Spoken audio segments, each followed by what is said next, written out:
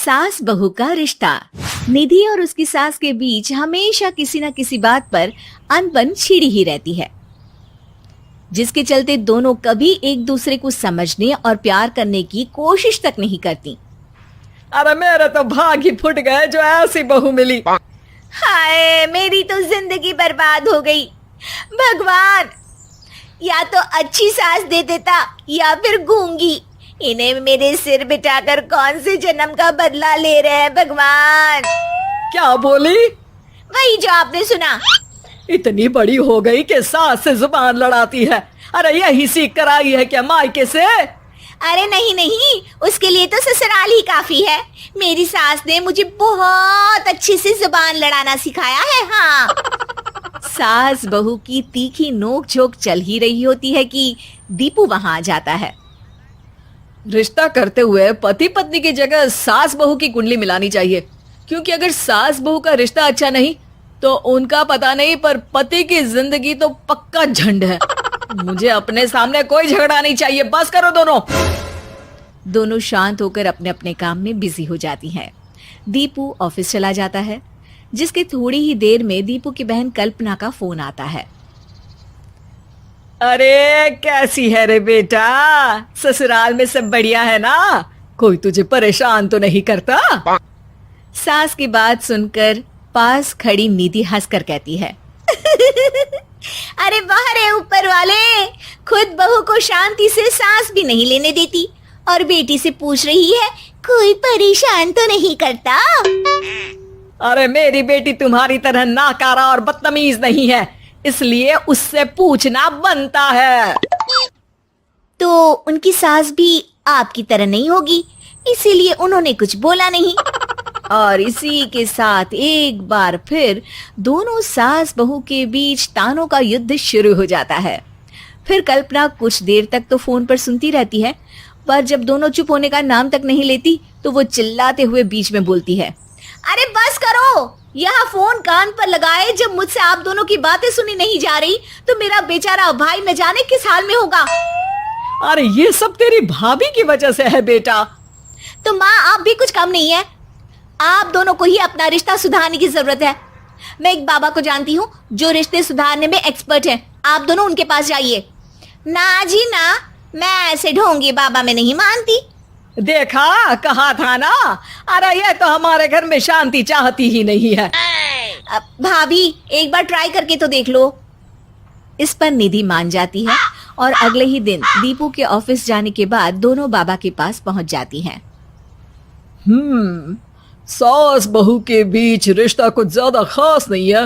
हर समय तू मैं चलती रहती है। हाँ जी हाँ, बिल्कुल सही। आप तो बहुत ज्ञानी है बाबा जी। तो उपाय सुनो। बहू को साफ और सच्चे मन के साथ सास को 12 लाल और 12 हरी चूड़ियां भेंट करनी है। मतभेद अपने आप कम हो जाएंगे।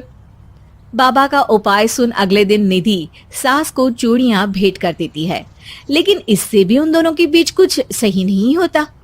अरे पक्का इसने ही किलस कर चूड़ियां दी होंगी, तभी कुछ नहीं हुआ। दोनों दोबारा बाबा के पास जाती हैं। कुछ नहीं होता। तो दूसरा उपाय सुनो। सुबह सूरज निकलने से पहले ही घर की सफाई कर सारा कूड़ा घर से बाहर कर ठंडे पानी से स्नान करना है। इससे दोनों के बीच रिश्ते अच्छे हो जाएंगे। अरे इतनी जल्दी मम्मी जी ही उठ सकती हैं? ये आपको ही करना पड़ेगा। मैं अकेली तो लड़ाइयाँ नहीं करती ना।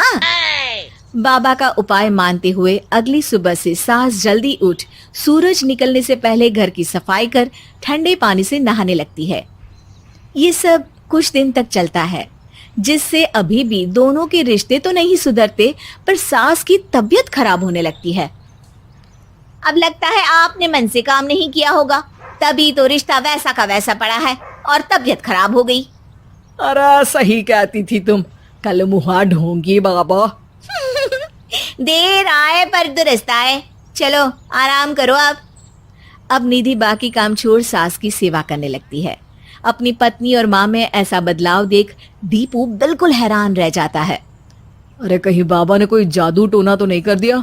मेरी माँ और पत्नी इतना घुल मिल कर तो नहीं रहती। ओहो, सरकाज़म। बस बस अब जाओ और अपना काम खुद कर लो, मुझे मम्मी जी का ख्याल रखना है। निधि की बात सुन हैरान दीपू बस उन्हें देखता रह जाता है और निधि सास का ध्यान रखने में लगी रहती है। इसी तरह दिन बीतते हैं और निधि आधे से ज्यादा समय सास के साथ बिताने लगती है, जिस वजह से उन दोनों का रिश्ता पहले से अच्छा होने लगता है और वो एक दूसरे को समझने लगती है। बहू, मैं सोचती हूँ एक बार उसे ढोंगी बाबा के पास जाना चाहिए, उसे सबक सिखाने के लिए।